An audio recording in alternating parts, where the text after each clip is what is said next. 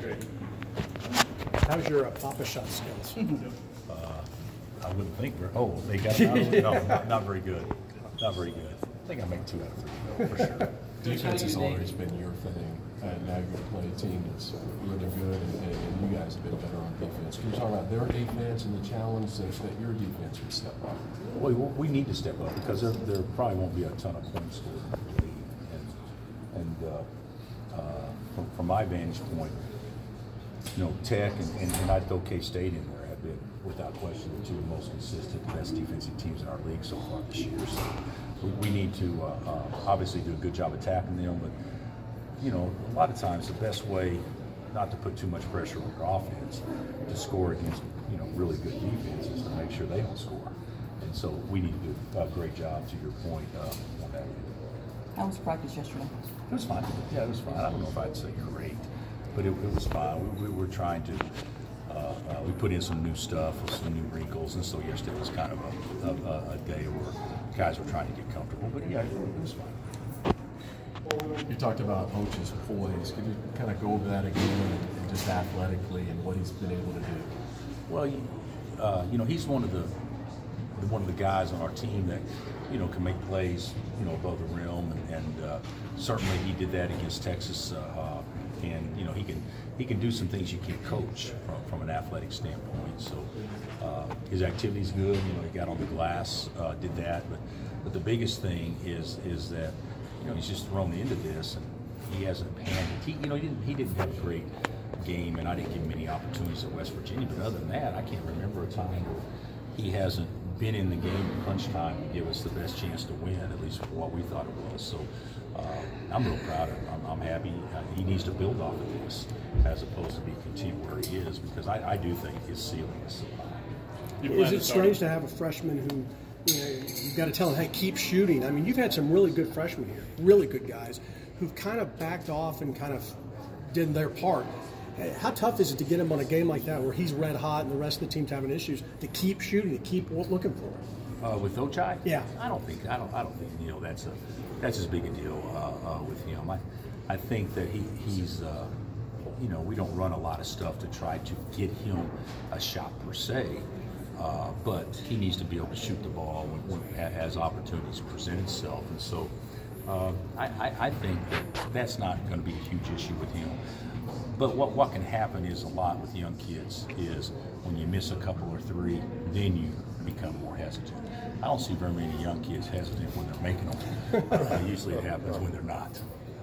You plan to start him again? Yes. With Ochai, I'm planning on starting him, and I don't know exactly how I'm going to go with the starters because I wouldn't be surprised if there was a little bit of a mix-up just to try to create some different mojo. But yeah, Ochai. Yeah, how was Latrell responding to his starting lineup? He did. I think fine. He had a good day yesterday. His energy level was very good, and we need Latrell to be, good Latrell without question, because he can do some things offensively that's better than anyone else on our team. And he can make hard shots, and certainly you're not going to get a ton of wide open shots against Tech. So that can be very important, is having guys that can make semi-guarded shots. Because great shots are going to be few and far between.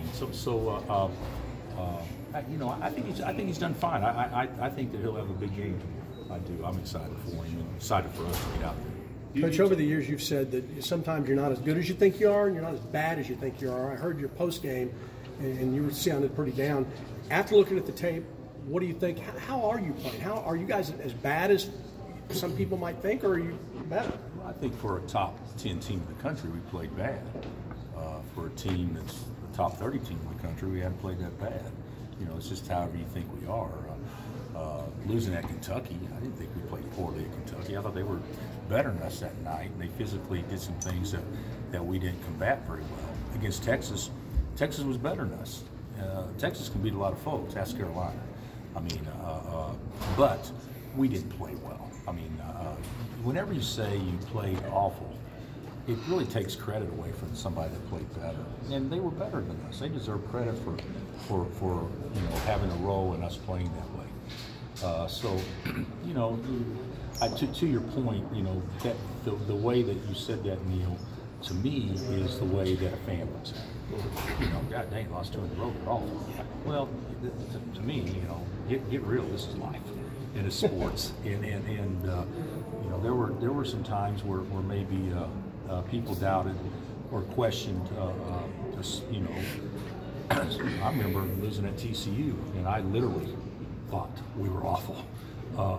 You know, 5 or 6 years ago, and we lost 3 in a row then, and we still, you know, end up, you know, winning the league or getting a piece of it, and so there's a lot of things that we can certainly do better, but we're not quite the same team that we were, and so I've always said faces change, expectations don't. We're not going to change our expectations and lower them because we don't have a full complement of guys. But the reality of it is we know that there's a lot less margin for error. So we got to be turned up on every possession in order to give ourselves to play to that really high level. And that hasn't happened consistently. With Texas Tech, you've talked about that, them loading up one side and keeping the ball over there. How do you attack that? What's the recipe there? Well, you know, well, first of all, you have to be able to get the ball reversed. There's got to be ways you can get the ball reversed. And we, you know, we've had success doing that. We won at Tech last year. And of course they won here, but you also have to have some guys make some individual plays too. But they do a really good job, and they're going to play small a lot. So can we attack them inside when they play small? Odiasi is definitely a load, but he's not going to play, you know, the entire 40 minutes. He's only averaging 14 in the game, so that means they're playing either small or playing thin. You know, 26 minutes a game, you know, because Owens, even though he's tall, you know, he is thin. So how do we take advantage of those type of things? And there's certainly ways to do that. Super Bowl prediction. I hadn't really thought of it. You know, believe it or not, we've had some other things on our plate here of late. But I think the Rams have the better team, but the Patriots will win. So I don't see how you go against that guy. Bill, how big a game is this considering they won here last year and, you know, the league? Yeah, Gary, I don't think it has anything to do with they won here last year. Nothing. I think it has a lot to do with the league race this year. You know, whoever wins the league, you know, you need to hold serve at home, or at least do as good a job as you can, and then put yourself in a position to go, you know, steal some on the road. And that's what we've done a pretty good job of. But hey, last year, you know, we lost 2 games at home, but we were a much better road team. I think we're 6-3 on the road and 7-2 at home. So naturally, you put yourself in a tough position if you don't take care of business. But you know, the thing about it is in sports, regardless of what happens, you know, you can't look at it. Oh, geez, this is a must-win game. I mean, it is a big game for a goal of winning the league, but it's not going to determine if we do or not by the outcome tomorrow. But I do think that our chances would be enhanced tremendously if we do take care of business. Any roster developments? No. Yeah, I love the way you say that. Yeah, no develops as of now, unfortunately. How unique is Culver's skill set with playmaker abilities, scoring, defending, rebounding? Well, he's a true guard at 6'6". You know, he's I think that last year we knew he'd be a good player, but he's taken a huge step. He may be as improved as anybody in our league, you know, he's obviously, in my opinion, one of 3 players that have a chance to be Player of the Year in the league. I think he's terrific. But the fact that they can put the ball in his hands and he can bring it up and he can get a shot without making a pass, or the fact that he can get it off the catch, or the fact that he can post it, you know, those are all pretty good qualities for a guy that can score. And you know, I've talked to NBA people, and they're very impressed because, you know, he's a true guard with size, and there's just not a ton of those out there. Team-wise, your confidence fine? Team-wise? Yeah. I think so. You know, we make such a big deal of this. We were off on Wednesday, and then we practiced yesterday, and then, you know, we haven't practiced yet today. So, you know, as of yesterday, I thought our confidence was good, and I think that we'll be jacked to play tomorrow. All right, Coach, thank you. Okay, guys.